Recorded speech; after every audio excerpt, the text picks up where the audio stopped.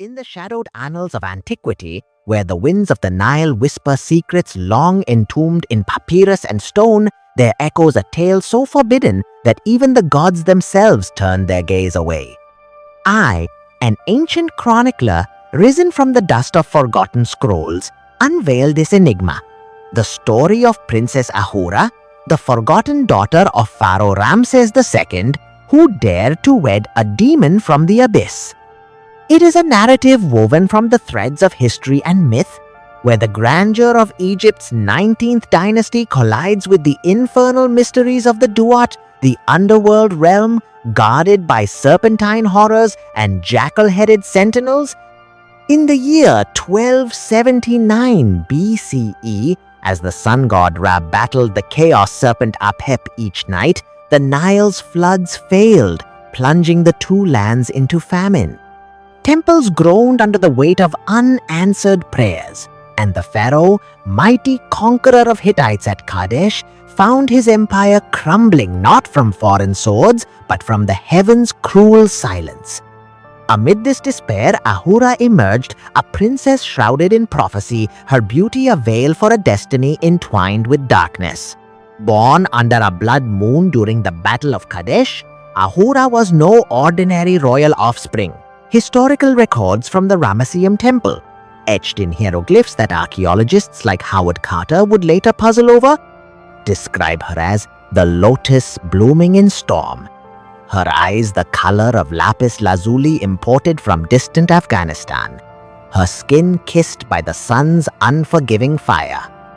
Raised in the opulent palaces of Pyrameses, the city Ramses built as a testament to his divinity, she wandered corridors adorned with murals of victorious chariots and subdued Nubian captives. Yet, Ahura's spirit chafed against the gilded cage. She delved into forbidden lore, sneaking into the House of Life, where priests guarded scrolls of magic from the time of Thutmose III. Whispers among the court spoke of her vision's dreams, where shadowy figures beckoned from the reeds, promising salvation at a terrible price. As the famine deepened, crops withering along the Nile's banks and children crying in the streets of Thebes, the high priest of Amun-Ra consulted the oracle at Karnak. The gods decreed only a union with the infernal could restore the inundation. But which infernal? Not Osiris, the benevolent lord of the dead, but a demon exiled from the pantheon, a being known as Keprik, the Scarab of Shadows, inspired by the chaotic forces akin to Set, but twisted into something more primordial, a remnant of the Nun, the watery chaos before creation. The court recoiled in horror. Marrying a mortal to a demon defied the Ma'at, the cosmic order that held Egypt's world together. Historical parallels abound in Mesopotamian myths, where goddesses like Inanna descended to wed underworld lords, or in Canaanite tales of Baal's battles with Mot, death personified. But Ahura, with the fire of her Hittite ancestress in her veins, Ramses's great wife Mathor-Neferur was of Hittite royalty volunteered. "If the Nile demands my soul," she declared in the throne room, her voice echoing off obelisks carved with her father's triumphs, "then let it drink deeply." The pharaoh, torn between paternal love and divine duty, consented, sealing the pact with a ritual drawn from ancient spells in the pyramid texts. As twilight bled into night over the Valley of the Kings, where tombs like KV7 housed Ramses's eternal preparations, the summoning began. Priests in leopard skins chanted incantations, burning myrrh from Punt and frankincense traded along the Red Sea routes. The air thickened with mist, not from the river but from the veil between worlds tearing open. Keprik materialized, not as a grotesque monster, but as a figure of seductive terror, a man cloaked in ebony wings like a scarab's shell, his eyes glowing embers from the forges of Ptah, his form shifting like desert sands. He was no mere demon of folklore. He embodied the forgotten chaos gods banished during the unification under Nama a millennium prior. Ahura stood defiant on the temple altar, her white linen gown embroidered with golden Ankh symbols, the life force she was about to barter. The demon's voice rumbled like thunder over the Sinai, where Moses would later flee in biblical echoes of this era's turmoil. "Mortal flower," he intoned, "you seek to bind what the gods have unbound. For the Nile's bounty, I claim your hand and your eternity."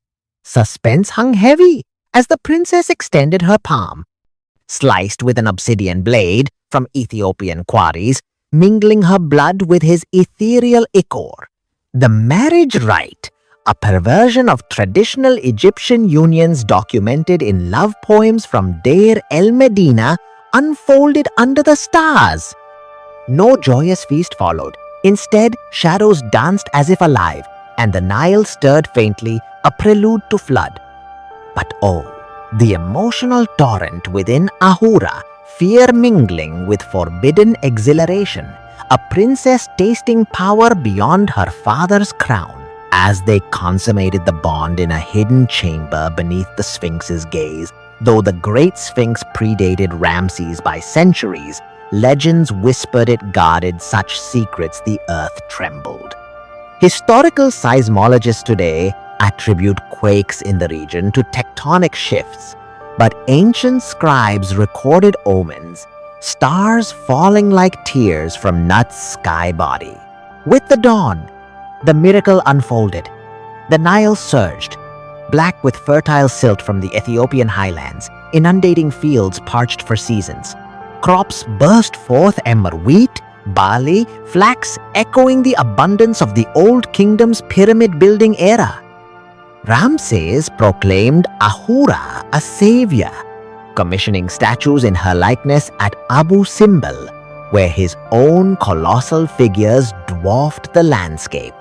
Yet, the demon's price crept in like venom from an asp. Ahura changed.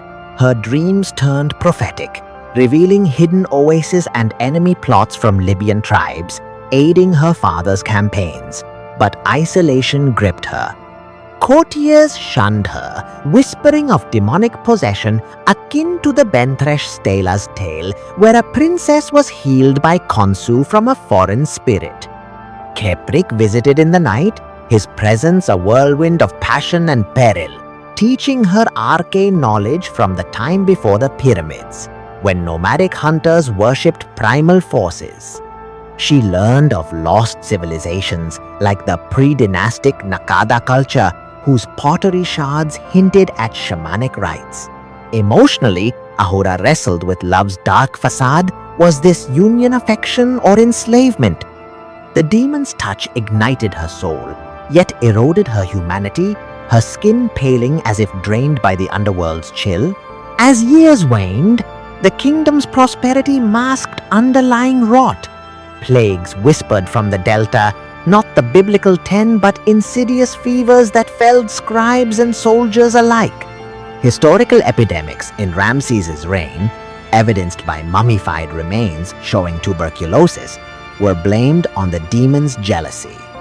Keprik, bound to Ahura, grew possessive, manifesting storms over the Mediterranean trade routes, sinking ships laden with Cretan olive oil and Phoenician cedar. The princess, now queen in all but title as her siblings vied for succession, pleaded with him in clandestine rituals. "Release the shadows," she begged, her voice breaking in the hypostyle halls of Luxor, where columns rose like petrified forests. But demons, as in Sumerian epics like the Descent of Inanna, demand equivalence. He revealed his origin, exiled by Ra for challenging the sun's dominion, much like Apophis's eternal rebellion. Their marriage, a bridge between realms, weakened the barriers, allowing lesser fiends, Galu demons from Babylonian lore, to seep into the mortal plane. Ahura's anguish deepened. She bore no children, her womb cursed by the union, mirroring myths of barren goddesses like Anat in Ugaritic texts. Tension mounted as Ramses aged, his once mighty frame weakened by battles chronicled on the walls of Medinet Habu. A rebellion stirred in the nome of Heliopolis. Priests claiming Ahura's pact invited chaos. Spies from the Hittite Empire, with whom Ramses had forged peace via marriage alliances, reported eerie phenomena, shadows lengthening unnaturally, whispers in the wind carrying demonic laughter. Ahura, torn between loyalty and her infernal spouse, uncovered a plot against her father. In a vision granted by Keprik, she saw assassins from the Sea People's historical invaders who would later ravage the Bronze Age world poised to strike.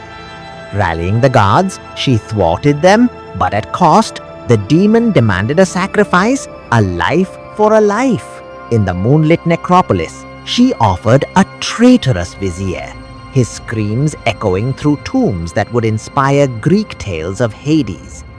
Emotionally shattered, Ahura wept tears that legend says turn to onyx, scattered in the desert where Bedouins still find them. The climax, brewed as the Nile faltered once more, the demon's hold tightening. Keprik, enamored yet destructive, proposed eternal union in the Duat, abandoning the mortal coil. Ahura resisted, her love curdled into defiance. Drawing from the Book of the Dead spells, smuggled from the scriptorium, she orchestrated a counter-ritual at Giza's pyramids, monuments from Khufu's era, symbols of ascension. Under a lunar eclipse, historical records note 1 in 1250 BCE, she confronted him. "You took my hand?" she thundered, winds howling like the cries of Anubis's jackals. "But not my will." The battle raged ethereal, scarab swarms clashing with protective falcons of Horus. In the fray, Ahura invoked Isis's magic, weaving a spell that bound Keprik back to the abyss, but not without severing her own life force. She collapsed amid the sands, her body mummified in haste, hidden in an unmarked tomb to erase the shame. Ramses, heartbroken, decreed her name stricken from records a damnatio memoriae, akin to Akhenaten's fate. The kingdom endured, but the tale faded, buried with artifacts like the Merneptah stele, which hints at supernatural woes.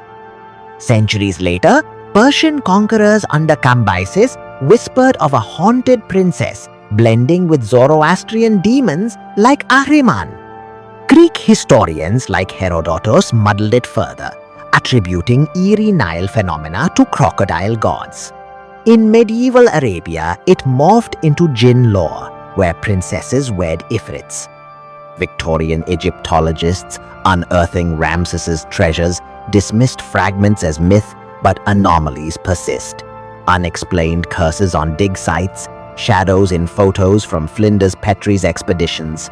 Today, in museums housing Ramses's relics, faint echoes linger. Archaeologists puzzle over anomalous hieroglyphs in KV5, his son's tomb, suggesting a sister's forbidden bond. Is Ahura's spirit unbound, wandering the Duat? Or does she watch, a guardian against chaos? This forgotten princess, who married a demon to save her world, reminds us, in history's depths, love and horror entwine, waiting for the bold to unearth them. The Nile flows eternal, but its secrets? They rise with the mist, eternal and unforgiving.